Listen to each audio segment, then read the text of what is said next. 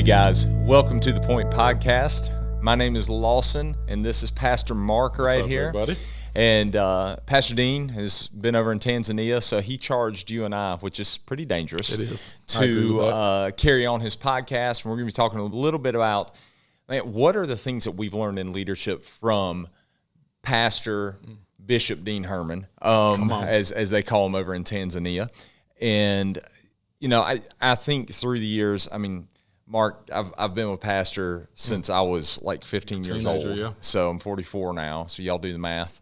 29 years. Pastor Mark, you had the great experience of meeting him years ago. Yeah, I met him in college, but then you connected us. So we were in a coaching network together at the end of 2011. And I told someone this yesterday at a thing I was at in Columbia. Literally the next week, you got us together. And it was like I saw, and this is going to sound funny to people, but when I met Pastor intimately, not across the room, it was like meeting what I hoped my 20-year-old in the future self would look like. Yep. And because I saw things that were similar characteristics, but I also saw a man of God that was pursuing Jesus, and he was that far ahead of me. And so I thought, this has got to be a person that mentors me. Yeah. And we went after it immediately, and that's some of what we're going to talk about. Yeah, and I think, what you met then, what I met in Pastor Dean whenever I was 15 years old, 29 years ago, it's amazing to see how God has molded him over the years into the incredible pastor that he is today and man of God that he is. I could probably, with you, we could talk about this 3 or 4 hours. Yeah. About Pastor's leadership. That's one of the things I admire most about him. Most people get to a point of success or leadership or whatever, and they're like, okay, I've had enough. Right. If I don't think I've ever met someone who's continued to want to learn and develop throughout the time he's mentored me. Yeah. And we've gotten to watch him. It's encouraging. It's challenging. He continues exhausting. to grow. And it is. Now, my personality loves it. Yes. It exhausts you. Well, because I'm normally you're surrounded. Whenever I'm surrounded by it, and then I'm like the implementer whenever it happens. So, but I love it because, and it's in no way a knock, because I certainly see a mirror that's more mature and greater. We're not going to get stuck with Pastor as our leader, because he's never going to be willing to get complacent, sit back. He's going for it. Yep. And that I have to have that. If I don't have someone challenging me, then I'll feel like I die on the vine. And I think that's why you're the best number 2 I've ever seen. I really believe that's why you've been so successful, is having a pastor like our pastor has let you thrive as well. And I love it.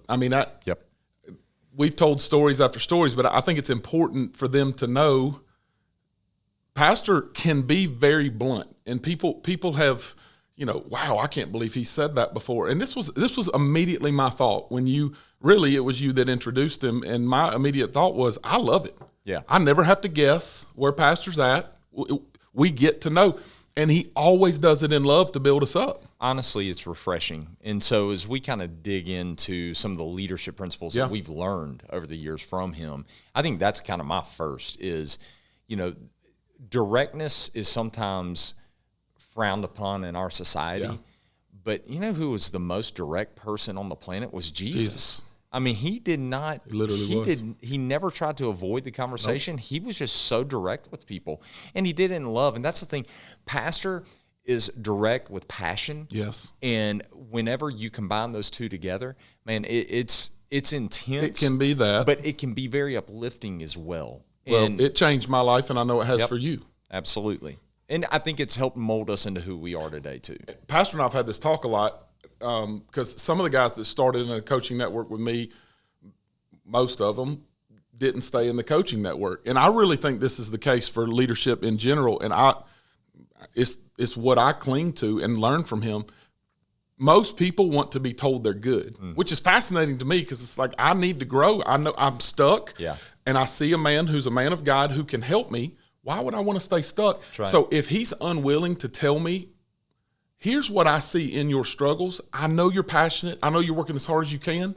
Here's the things that can make you better. Yep. Why would I not want that? So the ones that ended up leaving are the ones that just wanted to be patted on the back and say, you're doing great. Well, right. I wasn't. Yeah. I was trying as hard as I could, and he saw that. But I needed a father figure who loved me enough to say, Mark, here's the things that I see, but I'll walk you through it. And it's one of my favorite things about him is most people won't do that because they're afraid you won't like me anymore. Right. He's more worried about his calling. Yeah, and I think back to the time whenever Jesus was telling when the rich young man came to him and was like, I want to follow you.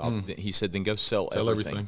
You know, that was a challenge of, okay, are you willing to give up everything? People sometimes just want their ears tickled. Yep. And that's not what Jesus did. And Pastor definitely doesn't want to do that either. Paul definitely did not do that. Paul challenged people all the time. And so that is one of the things that I passionately love about Pastor is that he's always pushing us to never be complacent, as you said earlier, but also to look for the opportunities of where we can grow. Right. Not only in our leadership, but more importantly in our relationship with Jesus. And that's what he does constantly from the stage. Well, and I think part of that is his gifting, because I don't know that everybody naturally is able to do that, but if you watch him and you learn from him, one of the things that I have absolutely loved for 13 years now is I was trying to think earlier today, is there a time that I can remember where he wasn't challenging me in this way? Not even, Mark, you're doing this, not that way. This is what God's challenging me in. That is super challenging. To hear your mentor and leader say, God is changing me in this, and we could name dozens of things. Absolutely. That has grown me as a leader as much as anything else, being able to, Pastor used to say this, I think it's hilarious, and I would repeat it because, praise God, he would say all the time, I'm really smoking what I'm selling, and it was kind of a tongue-in-cheek thing. He doesn't say it as much as he used to, but it's true. His consistency in doing what he says, being Dean Herman wherever he goes, is so refreshing. It doesn't matter if we're playing golf, if we're at his house, he's him. Yeah. And so when he gets on the stage, we don't get this supernatural thing that shifts into a universe. Yes, we can preach and we get into a preacher mode, but I can be the same to my kids, to my wife, and we saw it modeled firsthand by our pastor. And I'm really grateful for that because it is difficult to lead under an inconsistent person. Yes. And I'm not talking about personality. I have a very inconsistent, you don't need to amen this, but there's personalities that are off balance at times. Right. His leadership and the way he Doesn't pursues waver. Jesus, literally 1 Corinthians 11:1 is the way he lives his life. Imitate me as I imitate Christ. And I think that's what drew me when you connected us is that's what I want. Yeah. I want to be able to be that. Yep. So in order to be able to be that, I need to be able to watch it. Yep. And I'm grateful for that. You know, I'm also some things that just biblical principles that he's taught me is, you know, as you were talking about, be imitators of me as I am of Christ. Well, he also really helped me understand, man, you got to block out the noise. And whenever Christ is calling you to do something, the world isn't going to approve of that. And he's so like countercultural on that, and it's very inspiring to me. Absolutely. I think of COVID and some of the things that we experienced there. I think of just the way in which he's preaching the Bible now, which is so different from what a lot of churches our style does, almost going verse by verse, so exegetical through it. I mean, we're digging into Hebrews right now, and I mean, you've got that coming up, but it's one of those things where we get the opportunity to see really the negativity of the world being overshadowed by the glory of Christ in his life. And he doesn't allow those things to affect him. I'm sure it does affect him, but it doesn't waver in his leadership. Nope. And it doesn't in his pursuit of Jesus, his love for Debbie, his love for his kids and you. And and I appreciate that, man, because that is so rare. You know, as people have success and whatever, it just changes them. And he has changed, but wanted to, like pursued it. But that's one of the rarest gifts you can find. Yeah. And that's who I want to go to bat with, you know? I mean, it matters. Some of the other great principles that I feel like you and I have gotten to experience from him as well as we've been seated in the room with him is, you know, at any church, you're going to have people that come and go. And it's not that we don't love everyone that's there. We do. And everybody that is gone, we love them so much. But we know sometimes that there's a point where it's healthier for people to go and be at another That's church. Right. As long as they go to another church. Right. That's the greatest thing about it. And he has a knack of being able to really understand that and say, okay, but God's going to provide even more on the other end for that, as long as I just remain obedient to what God's calling me to do and not waver according to the opinions of man. He stays focused. But to the vision of God. And it's huge. I don't know. I know I can count on one hand the people that I know do that. Right. And so what a rare gift we get to learn under Yep. and watch. And it's so difficult to do that. I'll tell you one other one. Watching people leave, but the way he still loves them. That's right. That's hard to do, man. Like you take it personally and you whatever. And then on a personal level, I got to learn the way he forgives and brings you back in. Because, you know, the difference between us and maybe some other people is not everybody gets to be a son. Right. And, you know, that's that father-son relationship, mentor-mentee, and certainly you're actually a son-in-law. But he's treated me as a son for years now. Right. And modeling that the way he's done it, because there was discipline and there was difficulty and there were very hard conversations. Yep. And this is what I've been able to do with Pastor, and I know you have for a lot longer than me, is look at a conversation that took place when it's like, my rear end just got chided, that hurt, you know, whatever. And but it's never, he didn't do that for his personal gain. Right. He did that for the kingdom, and he did it for Mark. Yep. He did it for Lawson. He didn't do that so he gained something out of it. And he did that for our spiritual growth. I want to be able to do that. I do it some. But we've been able to grow in that because we got to watch how he led us. And that's a gift. One of the things that I think through that is that's a lot of how spiritual growth goes. Paul, in the letter to the Corinthians, all the letters to the Corinthians, he was trying to get them to understand what spiritual growth was all about, and they just couldn't get it. So he had the severe letter. He had all these letters that was just trying to spur them on. But the heart behind it was still love. Yeah. And that's what people have a hard time understanding sometimes within that. But here's the other thing too, is that I don't think people realize, and pastors talked about this from the stage, but you and I experiencing it in the ministry is different as a senior pastor, as you've experienced, is you're going to grow and the church is going to grow only as much as the senior pastor is willing to suffer. That's it. The pain that they must go through. And I mean, I think for pastors, some of it's been a lot of physical pain too.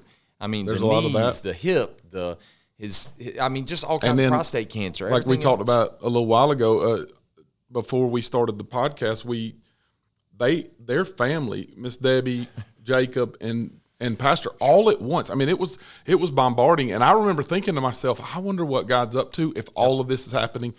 A lesser family and man would have said, this is enough. For those of y'all that don't know, I mean, Pastor had a knee replacement. Debbie broke her kneecap like 3 weeks after that.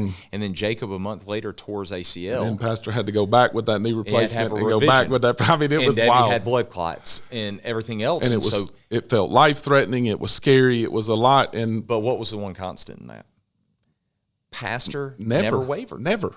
And that demonstrated so much to me about faith, about perseverance in the face of suffering, and just the love relationship that Pastor had, not only with Jesus, but with his family, and understanding that, you know what, Lord, you know what's best, and you want what's best. And he just handed it over to them.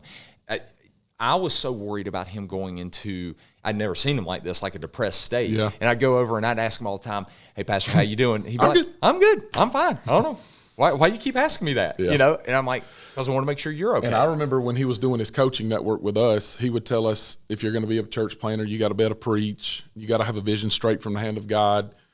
I think that one, and deal with pain. I mean, I think that one is why he's known for 20 years now, this is what I'm supposed to do.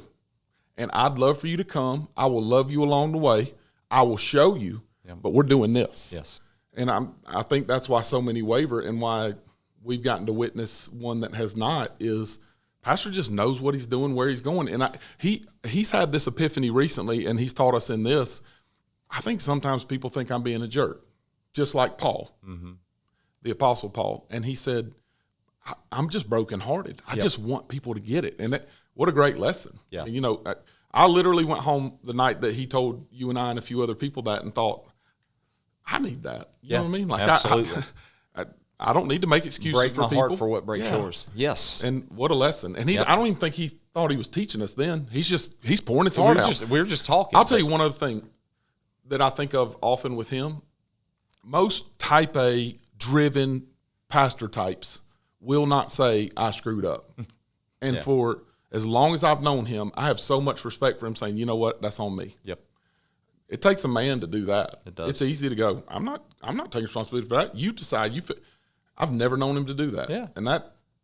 I mean, the only thing that he does is he gives my email out on stage. Well, I do the same thing. That's the only thing. You know, if you got a complaint, lawson@5pointchurch.com. So the only thing different is I say you can email me at lawson@5pointchurch. But it's amazing. Yeah. So, you know, I think overall there's so much that we could continue on and talk with about pastors' leadership and those.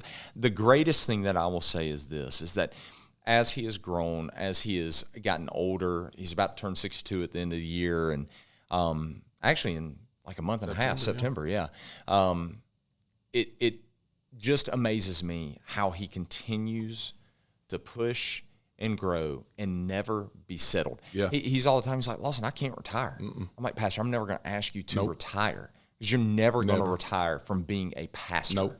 I said, there will be a time where you won't be pastor of Five Point anymore. He'll just pastor other pastors and teach around the world, the Old Testament, New Testament. You're never going to stop pastoring. And that's where I want to also have that legacy. Agreed. He has instilled in me a passion to pastor for the rest of my life. Question. And it doesn't matter whether it's in a church or if it's in another ministry or if it's in a business or whatever, we are going to be pastoring others. And that's what I would say to everybody that's listening to this podcast is, man, you can take these leadership principles and apply them anywhere. No question. You know, one thing that Pastor, as I'm getting ready to close this out, one thing that Pastor has taught me so well is stop kicking the can down the road and address the issues where they are, when they are. Every time. And it helps alleviate the issues in the long run. Well, yeah. And things don't go away. That's exactly And he taught us that. Like, if you don't deal with it, it's going to be there. It's just going to get worse. That's right. And he does it. That's right. And so whenever you see these things put into action and you see the validity behind it, it just adds more value to how you put them into action. Agreed. And that might not be your DNA, but man, you've seen it work, because I'm not the confrontational type like Pastor, like you. I'm not the dynamic person, the dynamic speaker like you guys. But there are so many leadership principles that I can take from Pastor and put into my everyday life, man. And it helps me be the man of God that I need to be, not only to my church, but to my family, to my friends, and for myself. Yeah, and to be able to lead personality types similar to his and complementary to his is also a testament, because he could just bull over any of us, but he, one, allows us to speak into his life and what's going on, and two, he's used your gifts in a positive way and wouldn't have to. He could just say, I'm just doing what I want to do. Right. And that takes, again, humility, leaning in and listening. And it's value. Yeah. It's powerful, and I'm super grateful that I got to watch and witness for this long, and hopefully many more years. Many years, that's right. And follow behind. Those are big shoulders to stand on. That's exactly right. So, well, today it was a fun talk to be able to talk about Pastor, because we love him so much. We spent so many years together with him, but I know there's still so much more for us to learn from him, and that's what I'm looking forward to. Is these upcoming years, seeing what 5 Point has, what God has in store for 5 Point, and how we're going to grow. There's some huge things on the horizon that everybody should be really excited about. That we'll talk about it at a later date. But you know what? God is going to continue to use that man of God, and we just need to just understand that the passion that he has is for Jesus and for God's kingdom. Yeah. Let me say this one last thing, because I said this when I got to speak just recently at a church in Columbia from dear friends of ours. Anytime you get a chance, send Pastor a note, tell him you appreciate him. As a pastor, let me just tell you, those words mean a lot. Yep. We harp sometimes on the things that people say negatively. When Pastor's message, when the Holy Spirit uses him, send him a note and tell him you appreciate him, because I certainly want to. And it'll mean a lot to him. He'll probably kick me for saying that, but that's all right. I'll run from you, Pastor. Well, listen, we want to tell you guys thank you for watching The Point, and Pastor will be back real soon to just be spitting his wisdom as usual on this podcast. Take care, everybody.